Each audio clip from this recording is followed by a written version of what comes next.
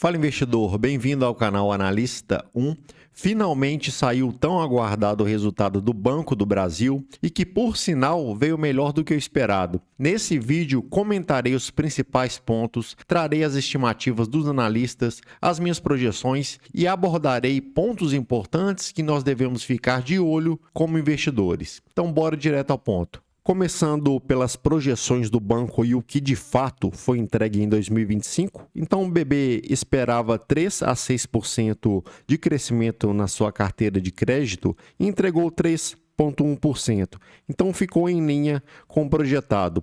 Margem financeira bruta de 102 a 105 bi e o banco entregou 103,1 bi. Então ficou também em linha com o projetado. E a margem financeira bruta é a receita financeira menos as despesas financeiras. Além disso, o custo de crédito de 59 a 62 bilhões, e aqui pega as despesas relacionadas à provisão para devedores duvidosos, PDD, e o banco reportou 61,9 bi. Então ficou em linha com o projetado, mais perto do topo. Então, dado negativo para o banco. Além disso, receitas de prestação de serviços ficou em linha com o projetado, despesas administrativas também ficou em linha, mas o que realmente surpreendeu o mercado foi o lucro líquido ajustado. E para quem não sabe, essas projeções foram revisadas porque no começo de 2025 o BB esperava lucrar de 37 a 41 bi.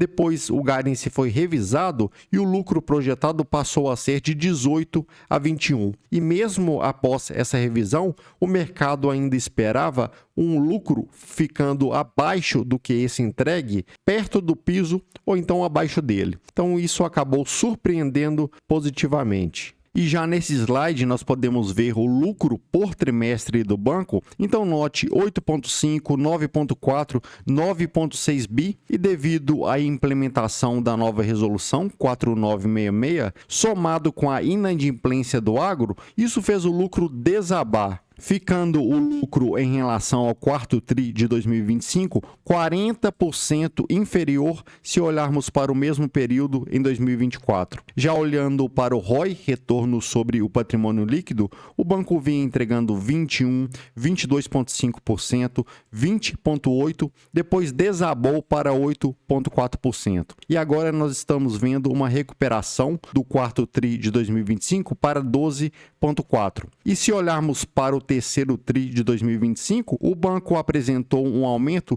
de 51,7%. Então, isso acabou surpreendendo positivamente o mercado. Outro ponto, olhando na ótica anual, o ROI entregue foi de 11,4% e a queda no lucro de 45,4%. Mas nós estamos vendo uma recuperação no quarto TRI de 2025 porque o mercado estimava um lucro vindo em 4 a 4,5 bi e o BB entregou 5,7%. Então aqui pode estar sendo o ponto de inflexão do BB. Já olhando para o custo de crédito, ele permaneceu elevado em 18 bi, o que acabou ficando superior ao terceiro TRI de 2025. E grande parte dessa despesa é em relação a PDD, provisão para devedores duvidosos, e esse custo representou 5,35% da carteira total do BB. E isso aqui é bastante representativo. Já olhando para a ótica anual, o aumento foi de 73,5%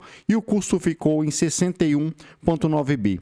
Então é bastante substancial. E se olharmos para cada segmento, 21% desse custo é em relação à pessoa jurídica, 23% pessoa física e 56% do agronegócio. Então esse segmento é o que mais tem pesado para o BB. Mais um ponto que pode beneficiar o banco em relação a essas provisões é o crescimento baixo da sua carteira de crédito. Então observem 2,5% de crescimento em relação a 2024, 1,4% em relação ao trimestre anterior. Então o banco deve estar mais criterioso para a concessão de crédito. Mas é importante mencionar que isso aqui tem um motivo, porque observem aqui a inadimplência acima de 30 dias ficando em 6,84%, acima de 90 dias em 5,17% e se desconsiderarmos caso específico, em 4,88%, o que é bastante elevado e fica acima do Banco Santander, do Banco Itaú e também do Banco Bradesco. Agora, um ponto que chamou a atenção do mercado é que mesmo a inadimplência subindo, o índice de cobertura permanece caindo. E se olharmos para o quarto TRI de 2025, o banco provisionou menos do que o necessário. Então, esse pode ter sido um dos motivos que fez com que o lucro viesse acima do que o mercado estava projetando. Porque se o banco provisiona menos, consequentemente, vai bater menos no lucro. Então, esse ponto aqui, nós como investidores devemos ficar atentos. E agora, destrinchando a carteira do BB por segmento e comentando de forma rápida, se olharmos para a pessoa física, o crescimento foi de 7,6% em relação a 2024 e olhando para o terceiro trimestre de 2025, o crescimento foi de 2%. Se olharmos para a inadimplência, tanto acima de 30 dias e também acima de 90, elas permanecem subindo, portanto, piorando a qualidade do crédito nesse segmento. Já em relação à pessoa jurídica, o crescimento da carteira permanece estável e também a inadimplência. E se desconsiderarmos aqui caso específico, ela até teria caído em relação a patamares anteriores. E agora, em relação ao segmento do agronegócio, observem um crescimento bem baixo da carteira de crédito e, mesmo assim, a inadimplência permanece bastante elevada. E esse segmento é o que tem mais pesado para o BB. Então, resumindo aqui, a carteira de crédito do BB segue crescendo de maneira desacelerada e, mesmo assim, a inadimplência permanece em patamares elevados. Então, a qualidade de crédito segue piorando e esse é um ponto de atenção para nós investidores.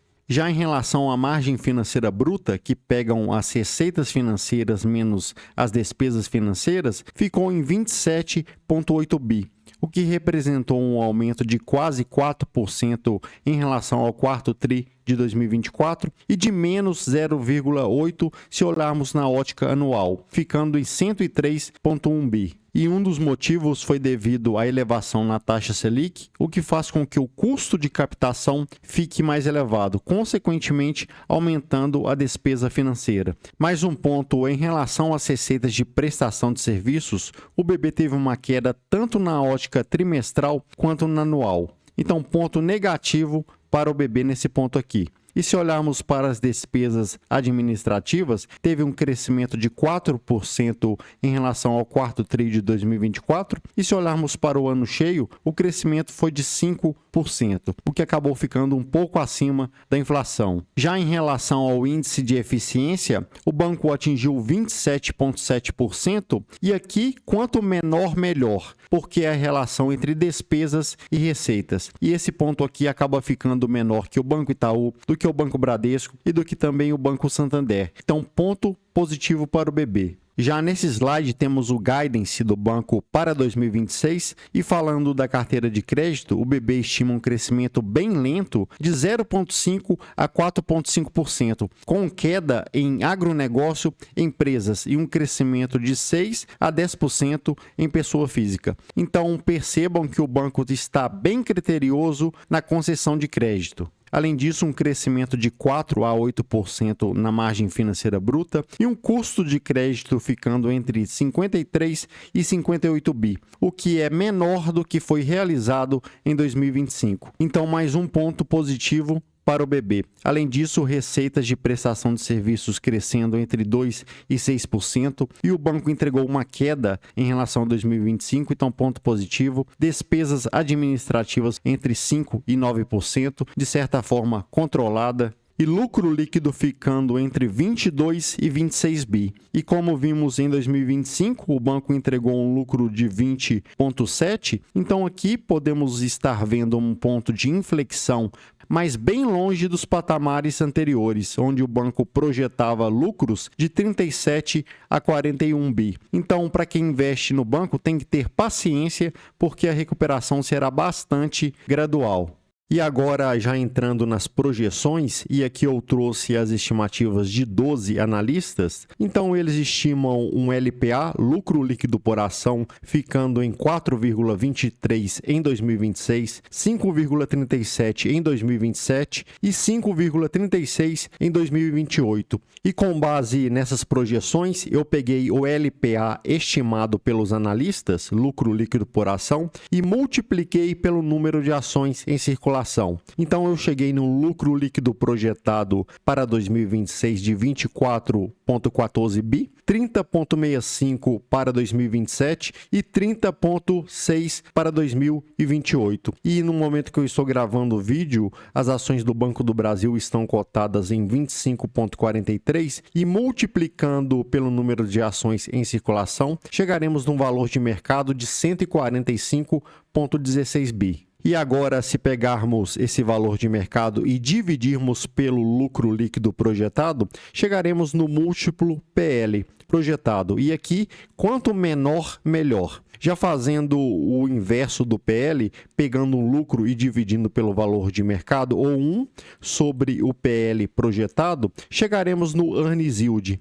E para quem não sabe, o Earnings Yield é a representatividade que o lucro tem em relação ao valor de mercado e também o potencial que o banco teria de distribuir proventos para os acionistas. Mas como o banco não distribui 100% do lucro líquido e considerando um payout de 30%, temos um dividend yield projetado para 2026 de 4,99%, 6,33% para 2027 e 6,32% para 2028. Mas isso considerando essas estimativas dos analistas, o payout se mantendo em 30% durante esse período e também a cotação de 25,43%. Já aqui eu trouxe as projeções somente em relação ao lucro líquido por ação de 2026, considerando cenários de estimativas baixa, média e alta. Então, considerando esse LPA estimado pelos analistas, chegaremos numa estimativa baixa em relação ao lucro líquido de 2026 de 22,2 bi, a estimativa média de 24,4 bi e a estimativa alta de 26,8 bilhões para 2026. Além disso, considerando essas estimativas dos analistas em relação ao LPA e um payout de 30%, temos 4,6% de dividend yield projetado na estimativa baixa, 5% na estimativa média e 5,5% na estimativa alta, também considerando a cotação de 25,43. Então perceba o dividend yield bem abaixo dos patamares anteriores, antes ficando na casa dos seus 8%. Então, novamente, para quem investe no banco tem que ter muita paciência, porque a recuperação será gradativa. Já eu revisei as minhas estimativas e eu projeto que o banco poderá entregar um lucro de 24,2 bilhões para 2026 e dividindo esse lucro pelo número de ações em circulação, chegaremos num LPA de 4,24. E agora, se multiplicarmos esse LPA pelo payout que eu estimo líquido para 2026, chegaremos num DPA, dividendo por ação, de 1,12, arredondando. E considerando a cotação de 25,43, temos um dividend yield projetado para 2026 de 4,4%. Além disso, eu cheguei nesse payout líquido, considerando o payout bruto do banco divulgado de 30% e também considerando que ele irá distribuir 70% sobre a forma de JCP e 30% sobre a forma de dividendos. Então, descontando o IR do JCP e somando com os dividendos, que não tem IR, cheguei no payout de 26,3%. E para finalizar, aqui está o calendário de distribuição de proventos do banco e o BB remunerará os acionistas em 8 fluxos dentre JCP e dividendos. E aqui estão as datas tanto dos pagamentos antecipados quanto dos pagamentos complementares. Um ponto positivo é que o BB paga rápido após o anúncio. E esse documento você encontra no site de relação com investidores do banco. Então, investidor, comentei aí os resultados do BB, trouxe as estimativas dos analistas, as minhas projeções e também pontos de atenção. Nós podemos estar vendo um ponto de inflexão para o banco, mas a recuperação será bastante gradativa. Eu deixarei na descrição desse vídeo os meus contatos e o link da planilha com preço teto e projeções. Então, se gostou, curta o vídeo, se inscreva no canal, deixe um comentário com uma dúvida ou uma sugestão e tamo junto.